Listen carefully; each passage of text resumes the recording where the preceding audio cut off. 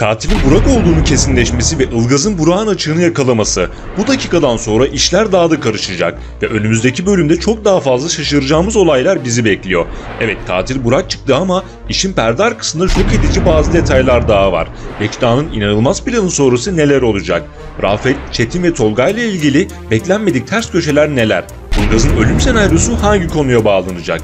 Katilin yeni oyunu ise herkesi heyecanlandıracak. Birazdan tüm bunlardan ve daha fazlasından bahsedeceğiz. Şimdi hemen başlayalım. 2 sene öncesi yine Burak tarafından cinayet işlendiğini müvekkili sayesinde tesadüf eseri öğrenen Yekta, şikayetçi olmak yerine katile ulaşarak olayın tanığıyla birlikte yüklü miktarda para almış. Para almak yerine şikayetçi olsalardı Neva ve diğer ölenler hayatta olacaklardı. Ancak Yekta, zengin bir dedenin torununun işlediği cinayet üzerine müthiş bir oyun kurguladı. Sonuç olarak zekası ve kurnazlığıyla sahalara geri dönen Yekta, yeni hayatına merhaba diyerek yaptıklarıyla herkesi şaşırttı.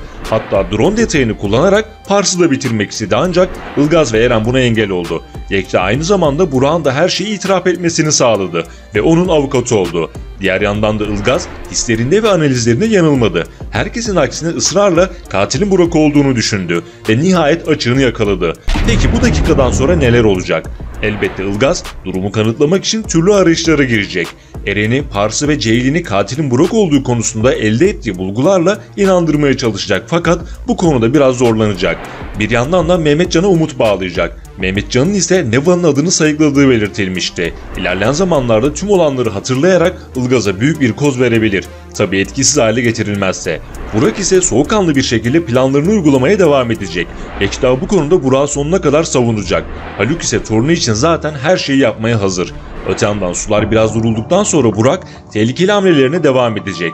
Kim bilir belki de yeni bir aile dalgası daha gelir. Ancak Burak bu konularda tek başına değil. Birazdan bu konuya geleceğiz. Peki tüm bu olanlarla Ilgaz'ın 6 ay sonrası gösterilen ölüm senaryosunun bir bağlantısı olabilir mi? Yoksa Ilgaz'ın ölüm senaryosu Ilgaz tarafından katili deşifre etmek amacıyla mı kuruldu? Aslında ölen Ilgaz değil ve zaten Ceylin 6 ay sonrasında Eren'e Ilgaz'ı değil başkasını öldürdüğünü söylemişti. Belki de hepsi birer oyundur. Bekleyip göreceğiz. Şimdi gelelim diğer bomba konulara ve sürpriz senaryolara.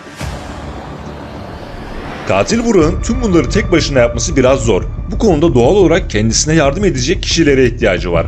Sonucunda ise zenginliğini kullanarak bazı kişilerle işbirliği yaptı. Mesela Burak, Ceylin'in tutulduğu odaya girdikten sonra arkasından kapıyı kapatan, hatta gizli tutulan depoya moloz yığınları yerleştiren biri var. Kısacası Burak'ın para yedirdiği işbirlikçileri var. Bu konuda da akıllara 2 kritik isim geliyor. Biri Rafet, diğeri Çetin. Rafet'in önceden de söylediğimiz gibi köstebek olduğunu artık emin olduk diyebiliriz. Çünkü geçtiğimiz bölümlerde Ilgaz'ın çözdüğü makam arabası oyununu sadece Rafet biliyordu. Burak'ın bunu öğrenmesi imkansızdı ancak Ceylin'e bundan bahsetti. Yani muhtemelen Rafet Burak'tan yüklü miktarlarda para alarak ona bilgi sızdırıyor.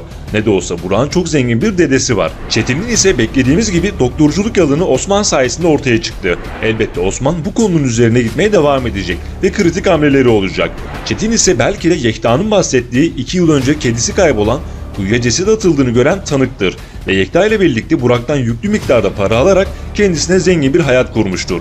Tabii bir de Neva'yı takip ettiği için Çetin mutlaka işin içinde diyebiliriz. Hatta belki de Rafet ve Çetin Burak'ı öldürmek için oluşturacağı aileye kurban buluyor olabilirler. Tabii bir de bir süredir ortalıkta gözükmeyen, arabasının arkasında köpek tüyleri ve kan lekeleri olan, yanında ikinci bir telefon taşıyan şüpheli karakterimiz bıldırcın avukat Tolga var. Tüm olan bitenlerin içinde Tolga'yı da görürsek şaşırmayız. Bu konuda sürprizler yaşanacaktır. Şimdi gelelim bomba teorimize. Sizler de bu teoriyle ilgili düşüncelerinizi mutlaka yazın.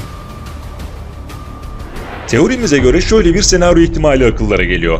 Taksicinin ölümüne sebep olan bıçak, birkaç ay sonra Ceylin'in elinde tuttuğu ve saksıya sakladığı bıçakla kurulan bir tuzak sonucu aynı olabilir mi? Yani taksiciyi Ceylin öldürmüş olabilir mi?